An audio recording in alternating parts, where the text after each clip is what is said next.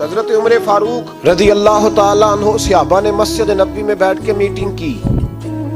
عمر کی تنخواہ بڑی تھوڑی ہے مال غنیمت میں سے، اب تو عمر کے پوتے بھی ہیں، نواسے بھی ہیں، رشتہ داریاں بھی ہیں، تعلق بڑھ گئے ہیں اور عمر فاروق بوڑھے بھی ہو گئے۔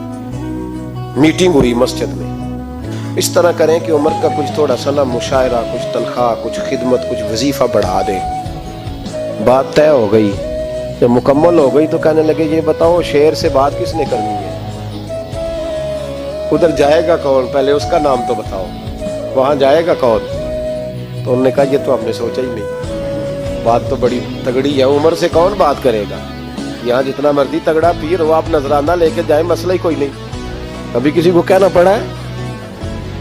کہتے ہیں جناب کون بات کرے گا؟ تو ایک صحابی کہنے لگے کہ حضرت عمر رضی اللہ تعالیٰ عنہ کی جو صاحبزادی ہیں نا، حضرت حفصہ رضی اللہ تعالیٰ، وہ ام المومنین بھی ہیں، حضور علیہ السلام کی زوجہ ہیں، مومنوں کی ماں ہیں، ان سے کہتے ہیں، اور ان کے والد بھی ہیں۔ تو حضرت حفصہ سے کہا تو جناب حفصہ چل کے گئیں حضرت عمر کے پاس، جا کے کہا ابا جی ایک بات کرنی تھی۔ انہوں نے کہا بیٹے کرو، تو ان کو بھی پتا تھا نا جاہو جلال کا۔ کہنے لگے ابا جی مسجد نبوی میں صحابہ کی میٹنگ ہوئی ہے، ایک ہی محلے میں ایک ہی شہر میں لوگ رہتے ہیں تو ایک دوسروں کی خرچوں کا، ضروریات کا پتہ ہے۔ کہتی ہے میں نے پس منظر سارا کر کے بات کی، میں نے کہا سب کو پتہ ہے کہ آپ کے خرچے بڑے بڑھ گئے ہیں، تو مجھے نا انہوں نے حضور کی زوجہ سمجھ کے، قابل احترام سمجھ کے میری ذمہ لگایا ہے کہ تھوڑے سے پیسے آپ کے بڑھا گئے۔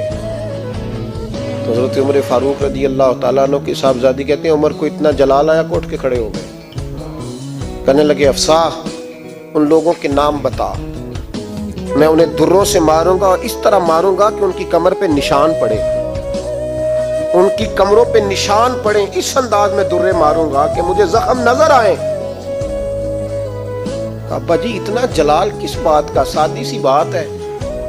تو سیدنا عمر فاروق رو پڑے، کہنے لگے سادی سی بات ہے، میرے لیے مسجد نبوی میں بیٹھ کے میٹنگ ہوتی رہی کہ عمر کو دولت دینی ہے، لوگوں نے یہ مجھے سمجھ لیا ہے، مسجد نبوی میں بیٹھ کر میرے لیے یہ میٹنگ ہوتی رہی کہ عمر کو پیسے دینے ہیں، اس کو دولت کے ساتھ ہم نے نواز رہے، مسجد نبوی میں میرے لیے کس کو یہ جرت ہوئی؟